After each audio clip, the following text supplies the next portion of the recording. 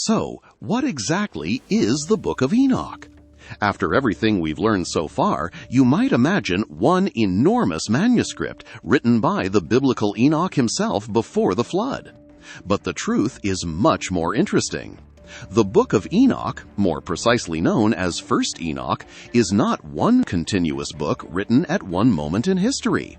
Instead, it is a remarkable collection of ancient Jewish writings gathered together under Enoch's name. Together, these writings tell one grand story about heaven, earth, angels, judgment, and God's ultimate plan for justice. Rather than one single story, First Enoch contains several major sections: the Book of the Watchers, the Book of Parables, the Astronomical Book, the Dream Visions, and finally, the Epistle of Enoch. Each section explores different mysteries. Some describe rebellious angels. Others reveal visions of God's coming judgment.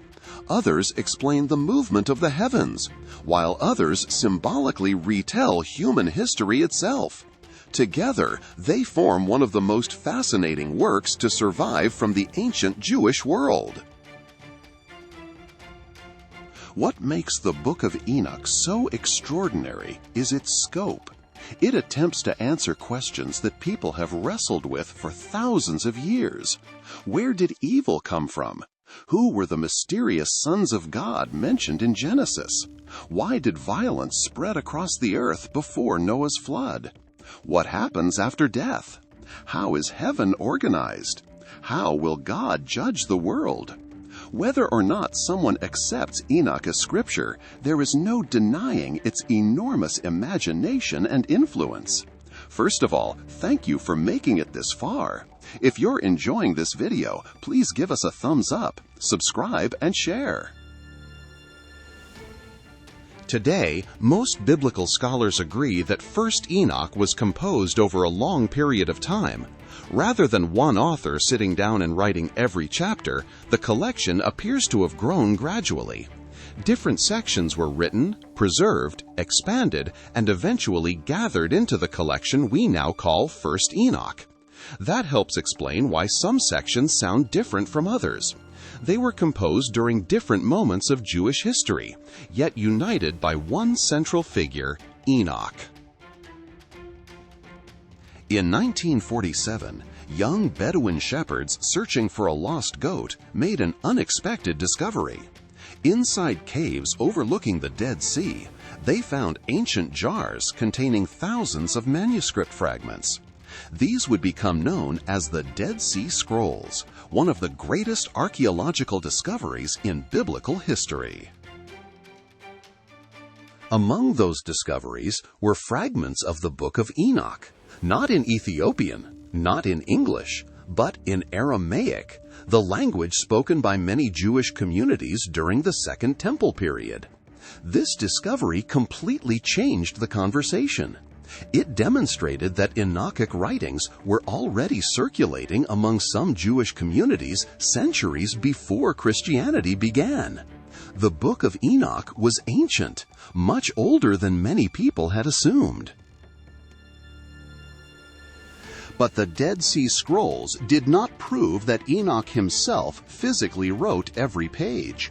Instead, they confirmed something equally important. The traditions preserved within First Enoch belonged to the ancient Jewish world. When Jesus lived, when the apostles preached, and when the New Testament was written, Enochic ideas were already part of the religious landscape surrounding them. That explains why New Testament readers would have recognized many of its themes. As centuries passed, many complete copies of First Enoch gradually disappeared from much of the Christian world. Wars, time, changing traditions, and the simple loss of manuscripts all played a role. But one Christian tradition continued preserving the entire book: the Ethiopian Orthodox Tewahedo Church. Generation after generation, scribes carefully copied the Book of Enoch by hand. To them, this was not an ancient curiosity. It was part of their biblical heritage.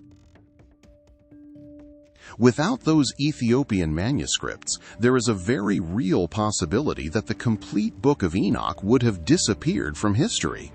Instead, because of their faithful preservation, modern scholars could compare Ethiopian manuscripts with the much older Dead Sea Scroll fragments. Remarkably, they matched one another closely enough to demonstrate that Ethiopia had preserved an authentic ancient tradition for centuries. So now we know what the Book of Enoch is. We know it is genuinely ancient. We know fragments existed before the time of Jesus. And we know Ethiopian Christians faithfully preserved the complete work when much of the rest of the world no longer possessed it. But one enormous question still remains. If the book is this ancient, if it influenced Jewish thought, and if some early Christians clearly knew it, why isn't it included in most Bibles today? That question takes us to the heart of the mystery, and in the next part of our investigation, we'll finally uncover the answer. If you enjoyed this video, please give us a thumbs up, subscribe, and share. Thank you so much. To God be the glory.